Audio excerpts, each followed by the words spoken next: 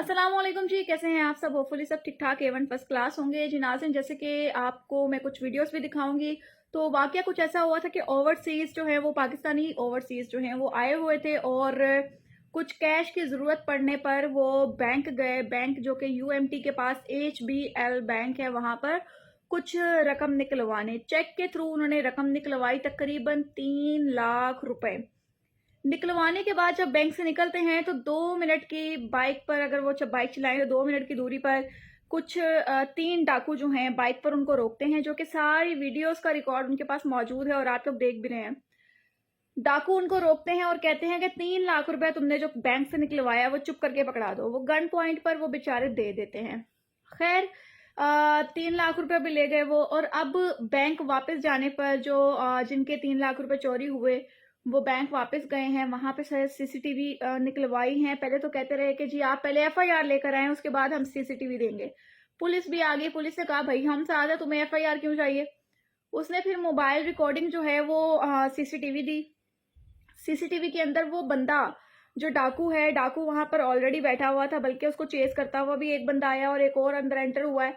और वो सारे कस्टमर्स को देख रहा था, सारे क्लाइंट्स को देख रहा था कि कौन कितने कहाँ से पैसे लेकर जा रहा है। तो जैसे ही इस बंदे की हरी हुई थी और ये जैसे ही वहां से निकलते हैं 3 लाख रुपए कैश निकलवा के, तो वो डाकू भी अपनी सीट से उठता है और इनको चेस करता है। और चेस करते करते गली के नुक्कड़ पर उन्हें रोकता है और 3 लाख रुपए कैश जो है, 3 कॉपीज लाख लाख रुपए की, लेकर फरार हो जाता है। एक चैनल ने लिखा हुआ था कि लुट गए, मर गए, बर्बाद हो गए, सफाए मातम बिछ गया।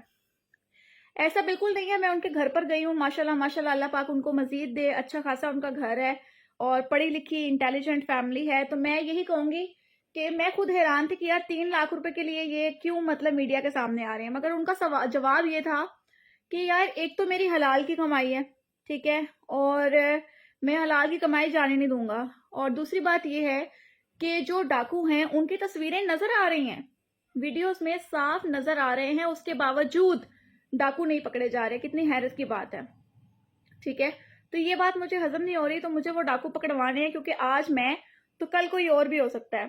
तो खैर, उन्होंने इस वजह से ये 3 लाख के पीछे जो है 50,000 रुपए का इनाम जो है वो अनाउंस किया है। जाहिर है कि डाकुओं ने वो 3 लाख रुपया खर्च कर लिया उन्हें, तो इसलिए क्या कहते हैं उसे, मिलना तो है नहीं।